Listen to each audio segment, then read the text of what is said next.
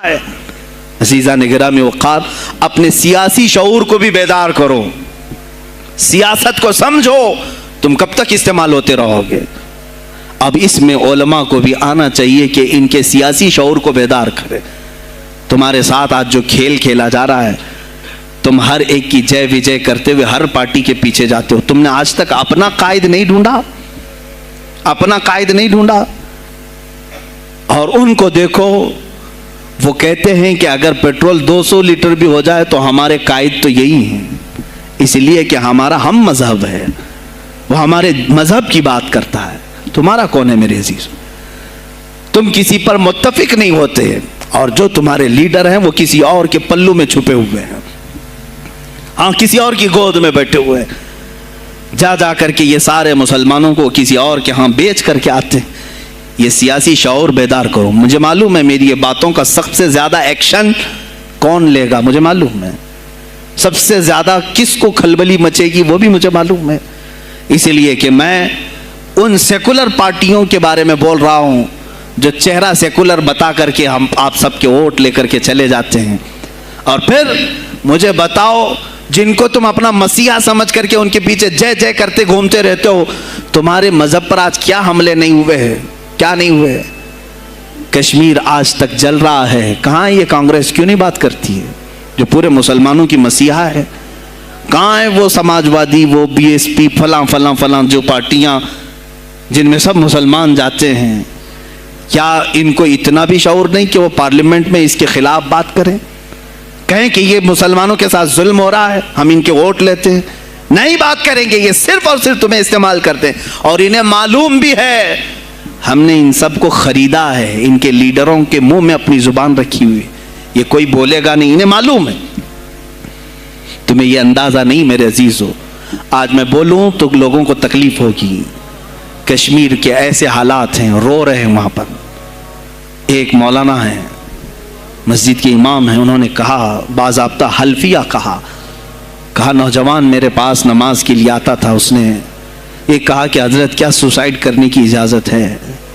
کہا کیوں؟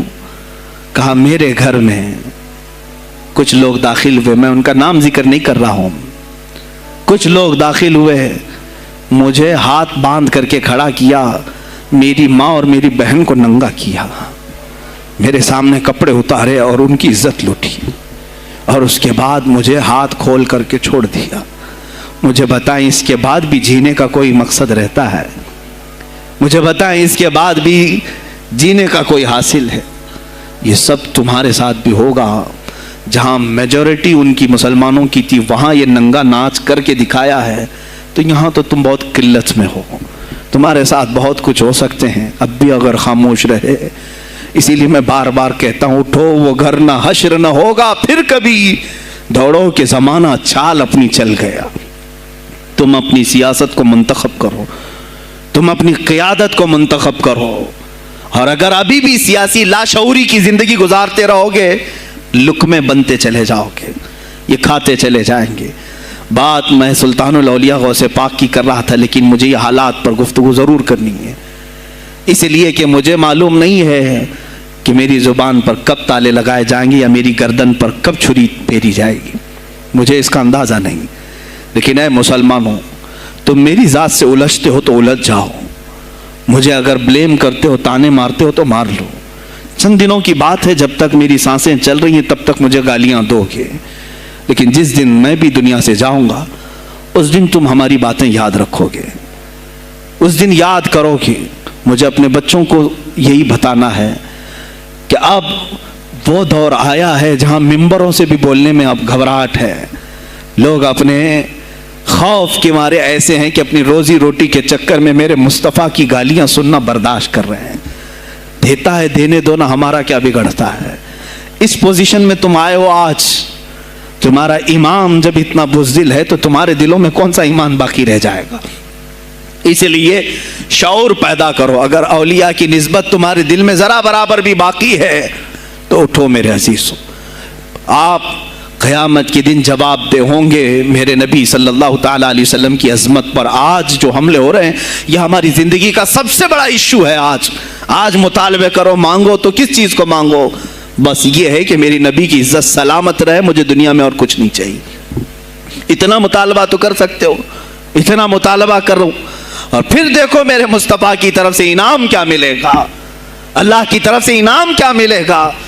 ارے وہ مرد قلندر جو پاکستان میں ابھی شہید ہوا، کس بات کا اعلان کرتا تھا، کس کو پکارتا تھا، کس کو للکارتا تھا؟ صرف یہی تو بات کرتا تھا کہ تاجدار ختم نبوت، اور میدان میں معذوری کے ساتھ بھی آ کر کہتا تھا لبیک یا رسول اللہ، اے اللہ کے رسول میں حاضر ہوں، میں حاضر ہوں، اپنی جان لے کر آیا ہوں۔ اور تم یاد رکھنا تمہاری ٹانگیں تو سلامت ہے، کل بروز قیامت ہو سکتا ہے تمہارا سامنا اس خادم حسین سے ہو، تمہاری ٹانگیں دیکھ کر کے پوچھی جائیں گی۔ معذور ہونے کے بعد جب کوئی میدان میں میرے نبی کی عظمت پر پہرا دینے کے لیے آ سکتا ہے تو تم نے اپنی ٹانگیں کس کام کے لیے رکھی تھی؟ میرے عزیزوں، میں نے جتنی طاقت مجھے اللہ نے دی میں بول رہا ہوں، اب اس کے بعد کا محاذ تمہیں سنبھالنا ہے، آگے کی ہماری فکروں کو تمہیں لے جانا ہے۔ شاید اس زمانے میں ہم جی رہے ہیں جہاں اتنی آزادی نہیں ہوگی، چھوٹی سی بات کو آج بہت بڑا بنا کر کے اسے ختم کیا جاتا ہے، لیکن مجھے اندازہ ہے اس بات کا، ہندوستان کی آزادی میں بھی میرے اکابرین میں 30,000 علماء نے اپنی جانیں دی ہیں۔ کشمیر سے لے کر دلی تک ہر درخت پر ایک عالم کی لاش لٹکی ہوئی تھی، ان کی جانیں، ان کی قربانیاں رائیگاں نہیں گئیں۔ 70 سال سے ہم مزے لے رہے ہیں، ان کی قربانیاں ہیں یہ۔ علامہ فضل حق خیر آبادی کو انڈمان نکوبار پوری زندگی کے لیے قید کر کے ختم کر دیا گیا، مزار بھی وہیں پر ہے آج۔ تو آج مجھے اندازہ ہے اگر میں نے اس بات کی شروعات کی ہے، ہو سکتا ہے یہ جو کچھ بھی ہمارے ساتھ کریں، لیکن مجھے میرے رب ذوالجلال کی ذات پر یقین ہے۔ میں یہی کہوں گا، اے اللہ، اگر ہمارے مقدر میں شہادت ہے تو اس سے بہتر کوئی اور موت ہے نہیں۔ اے رب ذوالجلال، اس حالت میں دنیا سے اٹھا جب تو ہم سے راضی ہو۔ اگر تو نے ہمارے لیے ایک لمحے کے لیے بھی ناراضی ہے، مولا پھر ہمیں مہلت دے دے کہ تجھے راضی کر کے جائے، تجھے راضی کر کے جائے۔ میرے مصطفیٰ صلی اللہ تعالیٰ علیہ وسلم کو قبر میں ہمیں دیکھنا ہے، اس لیے ہم قبر میں جا رہے ہیں، لیکن اس حال میں دنیا سے جائیں کہ ان کی عظمت پر کچھ بول تو سکیں، ان کی ناموس پہ کچھ کر تو سکیں۔